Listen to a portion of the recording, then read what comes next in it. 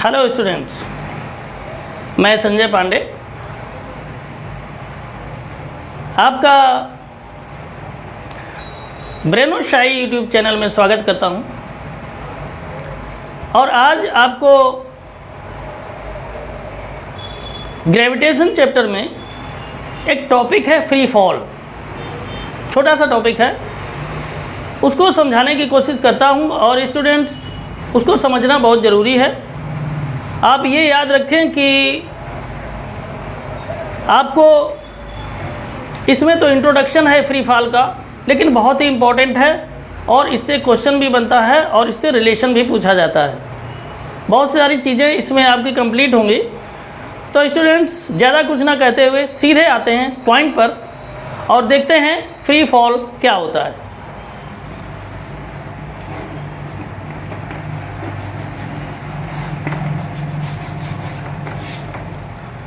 Students, कई बार आप लोगों ने देखा होगा कि किसी भी चीज़ को हम ऊपर की तरफ फेंकते हैं तो वो एक हाइट तक जाने के बाद वापस आ जाती है।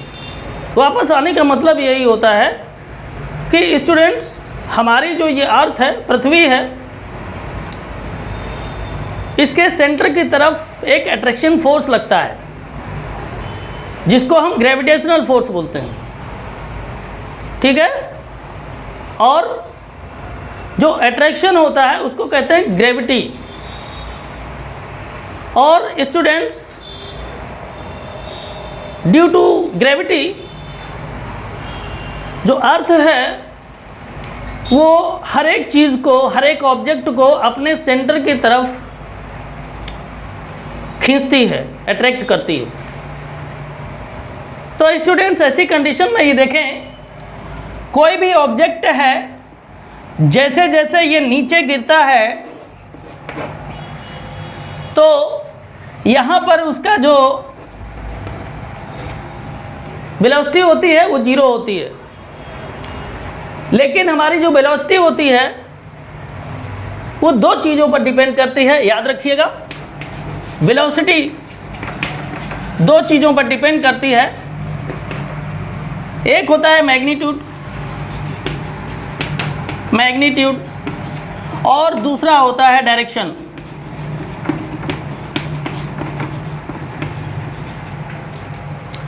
दूसरा होता है स्टूडेंट्स डायरेक्शन। मतलब ये कि जैसे जैसे ये नीचे आएगा ऑब्जेक्ट, वैसे वैसे मैग्नीट्यूड आपका बढ़ेगा। और जब मैग्नीट्यूड बढ़ेगा तो स्टूडेंट्स वेलोसिटी भी बढ़ेगी। और जब वेलोसिटी बढ़ेगी तो वेलोसिटी का डायरेक्ट कनेक्शन होता है एक्सेलरेशन से, तो एक्सेलरेशन भी बढ़ेगा। और स्टूडेंट्स, कोई भी ऑब्जेक्ट जैसे जैसे नीचे आएगा उसका सबसे ज़्यादा जो वेलोसिटी होगी वो यहाँ अर्थ सरफेस को टचिंग से ठीक पहले होगी।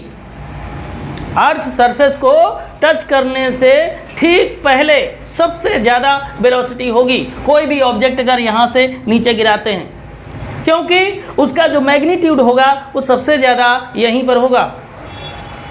ठीक है। तो स्टूडेंट्स, आप लोगों को समझ में आ गया कि जो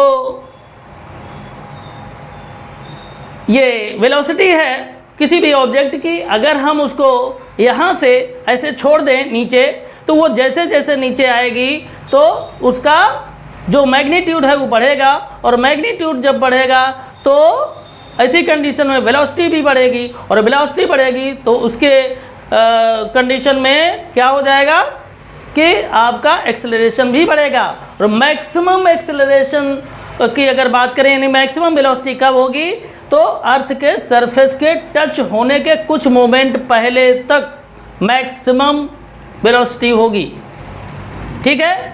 और स्टूडेंट, रही बात डायरेक्शन की, तो ये इसलिए बढ़ती है, ये जो वेलोसिटी बढ़ती है वो क्यों बढ़ती है, उसका रीज़न एक और है कि जो अर्थ है वो हर चीज़ को अपने सेंटर की तरफ अट्रैक्ट करती है।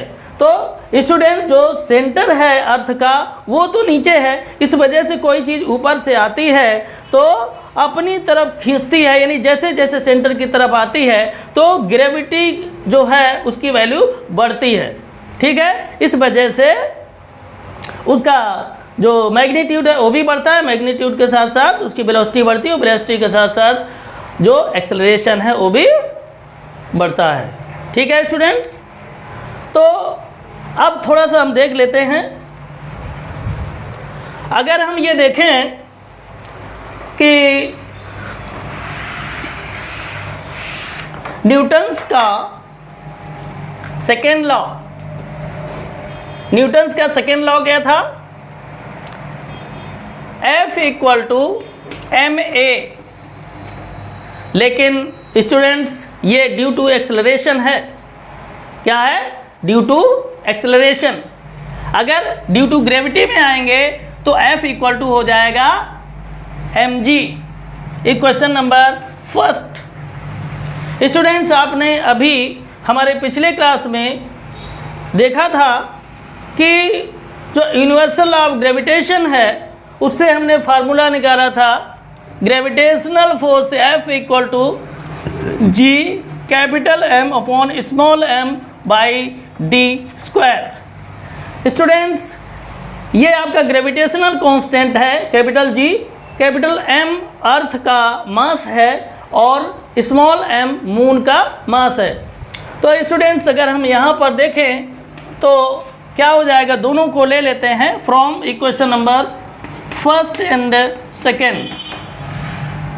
तो क्या हो जाएगा, ये हो जाएगा आपका, दोनों F इक्वल टू हैं इस वजह से दोनों को इक्वल कर देंगे तो mg इक्वल टू हो जाएगा gm अपॉन डी स्क्वायर। ठीक है, अब क्या हो जाएगा, स्मॉल m से स्मॉल m कैंसिल आउट हो जाएगा।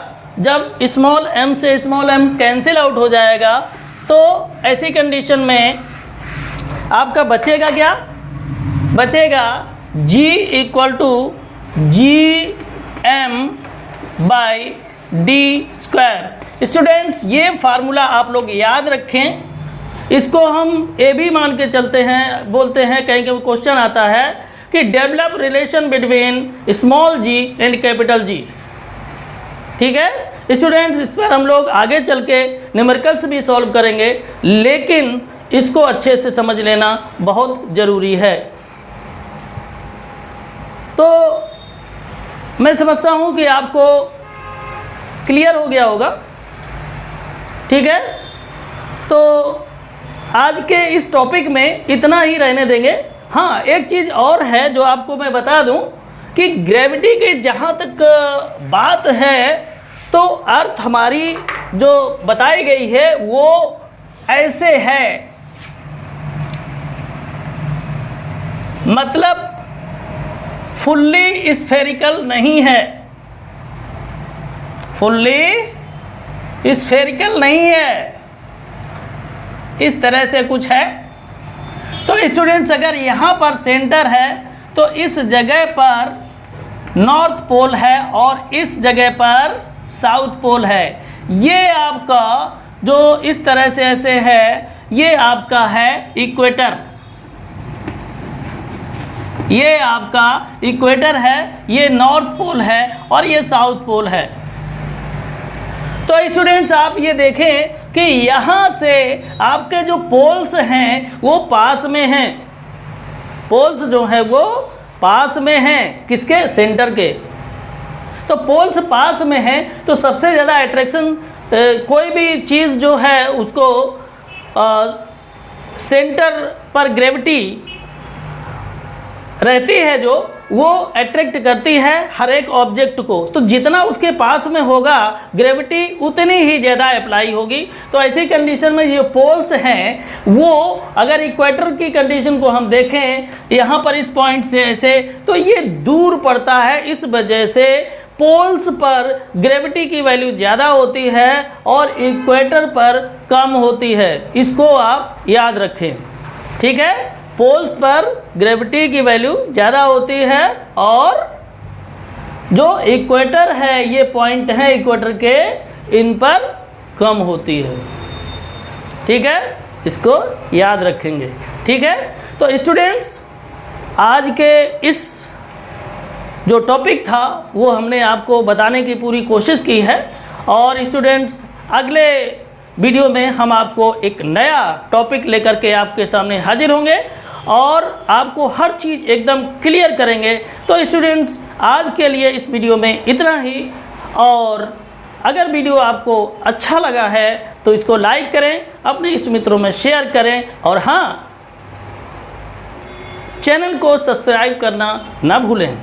तो मिलते हैं अगले वीडियो में, तब तक के लिए जय हिंद, जय भारत।